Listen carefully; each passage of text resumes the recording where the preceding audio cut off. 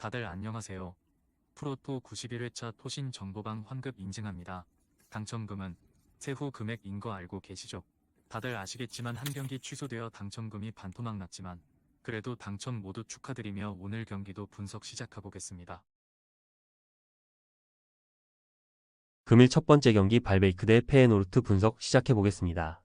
발베이크는 휴식기 이후 두 경기 연속 승점 1점 경기를 했으며 그러나 헤라클레스와 헤렌벤 등 강등권 탈출을 위해 반드시 잡아야 했던 팀들 상대로 승점 3점을 따내지 못했기에 여전히 강등권에 머물러 있기 때문에 이번 홈경기에서 리그 상위권 팀인 페에노르트 상대로 결과를 내야 한다.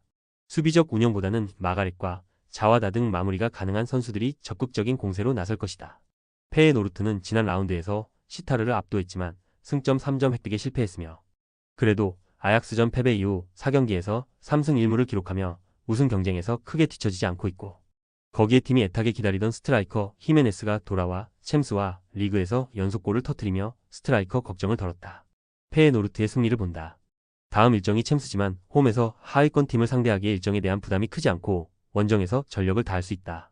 황인범과 제루킥 마디로로 이어지는 리그 최고의 중원을 가동해 경기 주도권을 내내 유지할 것이고 파이샨과 히메네스, 이바누세츠가 기회를 노릴 페에노르트가 승리할 것이다. 금일 두 번째 경기 AS 로마 대 US 레체 분석 시작해보겠습니다.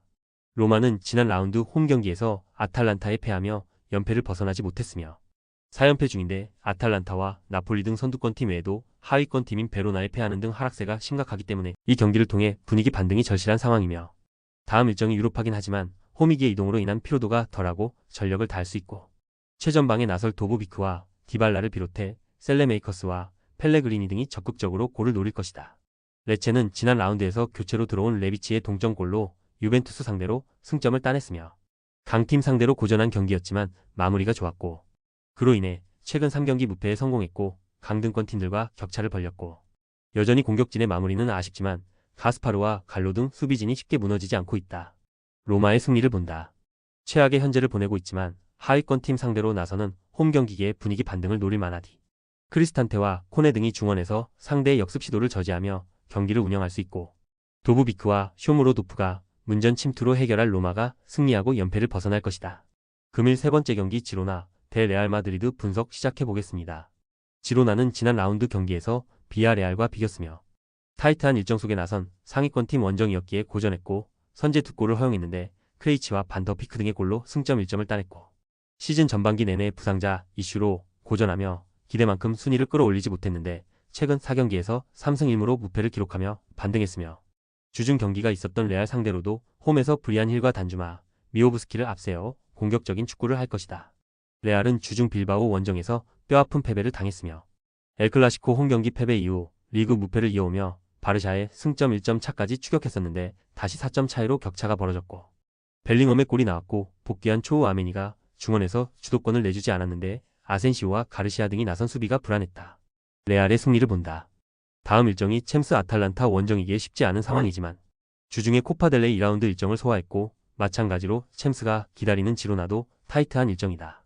복귀한 초우 아메니를 비롯해 세바요스와 모드리치 등이 중원 우위를 확실하게 가져갈 것이고 음바페와 벨링엄이 공격을 주도할 레알이 승리할 것이다. 금일 네 번째 경기 헤라클레스 대 시타르트 분석 시작해보겠습니다. 헤라클레스는 지난 라운드 원정 경기에서 선전했지만 알크마르 상대로 승점을 따내지 못했으며 미라니와 베니타, 이반 메시크 등 최종 수비가 안정적으로 상대의 공세를 막아냈지만 엥게스가 기회를 놓친 것이 아쉬웠고 그래도 부진하던 시기를 벗어나 최근 경기력이 나아진 건 사실이며 온캄프와 쿨레노비치 등이 최전방에서 위협적인 움직임을 이어가고 있고 수비도 안정을 찾았다. 시타르트는 11월 어매치 휴식기 이후 승리가 없으며 트벤테와 페에노르트 등 강팀을 상대한 건 사실이지만 강점인 홈의 이점을 살리지 못했기 때문에 7위를 유지하던 순위가 9위까지 내려왔고 승점 획득이 간절하며 미트로비치와 바스티안 등 공격수들부터 상대 수비를 압박하는 수비적 운영으로 실점을 피하려 할 것이다. 헤라클레스의 승리를 본다. 시타르트는 아더워에와 호드리구, 쿠트 등 상대의 공세를 저지할 중앙 수비가 안정적이다. 그러나 잘하는 홈과 달리 원정에서 부진하기에 고전이 예상된다. 엥게스와 쿨레노비치 등이 측면을 넘어서며 기회를 노릴 것이고 온캄프의 마무리가 있을 헤라클레스가 승리할 것이다. 금일 다섯 번째 경기 앙제 대 리옹 분석 시작해보겠습니다. 앙제는 르아브르 원정에서 승리하며 강등권 팀들과 간격을 유지했으며 원정이었기에 수비 위주로 라인을 내렸고 역습을 노린 경기 운영을 했는데 히마드 압델리가 팀의 승점 3점을 안기는 중요한 골을 넣었고 연패 중이었기에 특히 의미가 있는 승리였고 이제 리옹 상대로도 승리를 노린다.